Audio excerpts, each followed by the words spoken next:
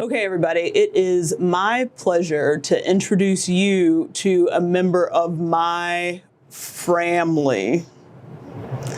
Candace Newman, in from Chicago, a friend of mine for over 20 years now, who is definitely a member of my family at this point. She is here to talk to us about mental health awareness, but mental health awareness specifically in children and teens, right? Yes. Welcome to the podcast, Candace. Thank you. I'm glad to be here. No problem. I'm happy that you were able to come and visit and then also be on the podcast while you were here. So let's start off with kind of giving everybody your qualifications when it comes to assessing mental health in children and teens. Okay, so I am a licensed clinical social worker. So that means I do clinical therapy with, specifically, you can do that with anybody, but I work with youth, teens, and older adolescents. Okay.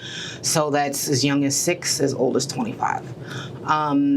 We do individual therapy, group therapy, family therapy for a wide range of mental health conditions. And yeah, been doing that for about 5 years. Okay. Working Working with kids and youth for about 25 years. And you owe. I'm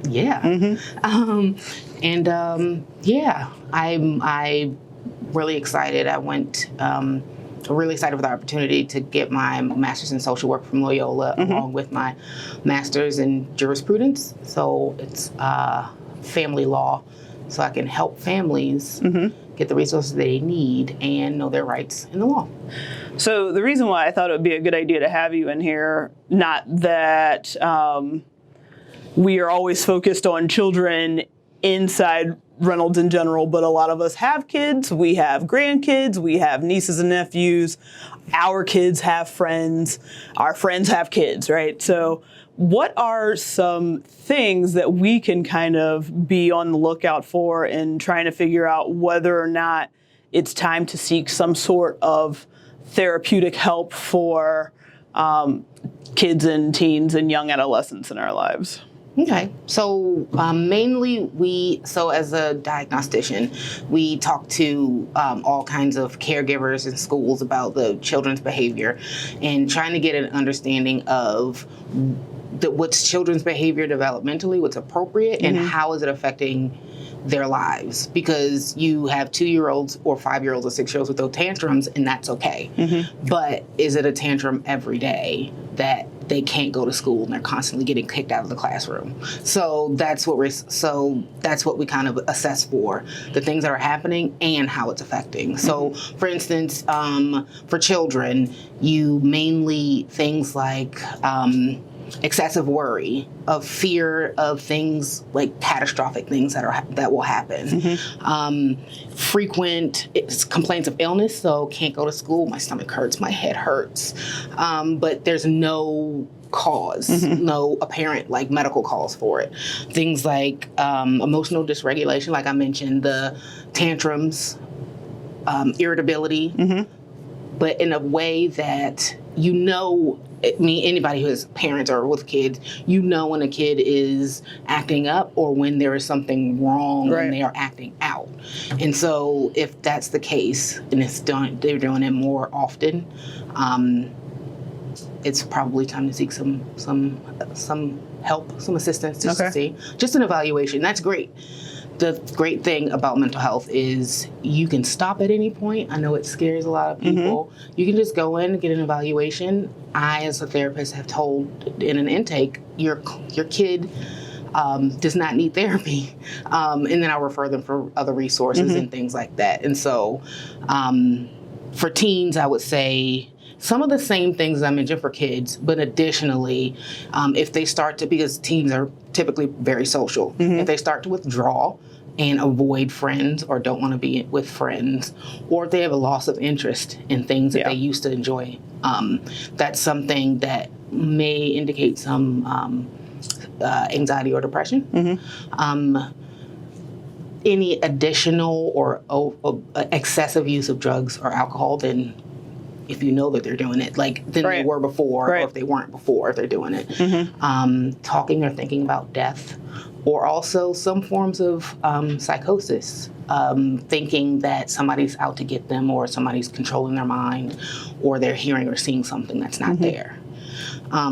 Those things, again, can sound a little scary, but it's early intervention is great.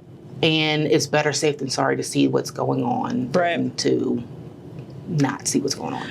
So then, you know, if I were a parent or a grandparent or someone who noticed that a young child or a teen in my life was having some sort of issues, what are steps that I would take in order to try to seek help for those kids and teens? You have a lot of options. I would start with the primary care physician. That's a great way to start. I don't know if you remember, like taking kids or even yourself going to the doctor, and they give you that. How do you feel? Do you feel this way? How often do you feel that? That's a patient health questionnaire that we use to screen for signs of anxiety and depression. And so just taking them there would be a great start. You could, if some of the more characteristic of mental health issues, like maybe the hallucinations or something like that, and you know, okay, I don't need to go to the doctor, I just need to find a clinician. A really good website, a resource that people don't realize is your insurance website. You can go in and search, because anyone who has kids and who has tried to make an appointment because I've driven past a place like that, I'm going to call them, and they don't take your insurance. So you start from the insurance, and then you have your whole list there, places you know you can go to. Then it's just about finding the right fit. So you have your primary care, you have your insurance, you have school counselors. They're great resources, because for the things, the emotional or behavioral challenges that are affecting academics, then they could possibly start getting services at school, or they can refer you for further evaluation or to other avenues or clinicians that they might know of that are accepting new clients and stuff like that. Is it typical for a parent or guardian to start this process without the child being involved, or how early does the child need to be involved in sort of this therapy process? It is very common and expected that caregivers will start the process without the kids.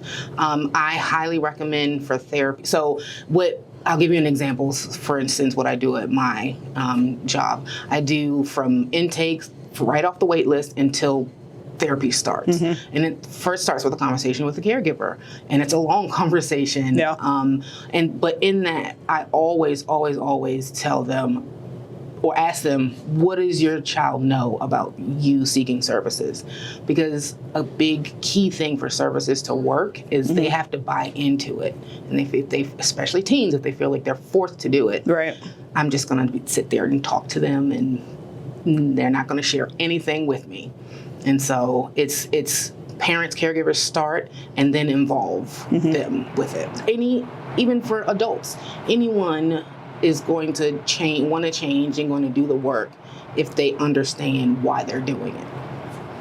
Well, you've definitely opened my eyes to a couple of things. You know, I think it's very important as far as like raising families that we make sure that everybody is just as healthy as they can be, and that means physically and also mentally. Do you have anything else that you want to add, or?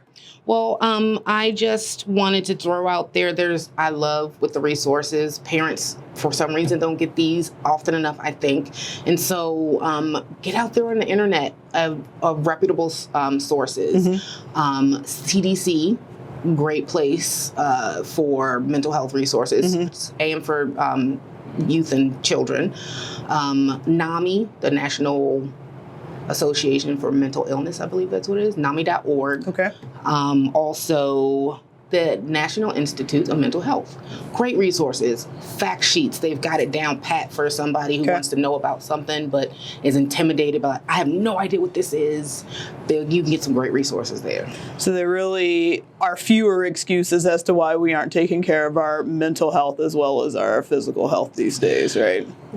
Yes, but you guys also have a lot going on with parenting and things like that in this society. So I think it goes both ways. Yeah. You guys have it hard. Well, Candace, I definitely appreciate you coming by to visit with us today. You have always been someone that I've valued. You've always tried in your own way to keep my mental health in check, which I appreciate. Whether you were successful or not is to be determined, but I love you nonetheless, and thank you very much for coming in. It is my absolute pleasure. Thank you. We'll see you guys soon.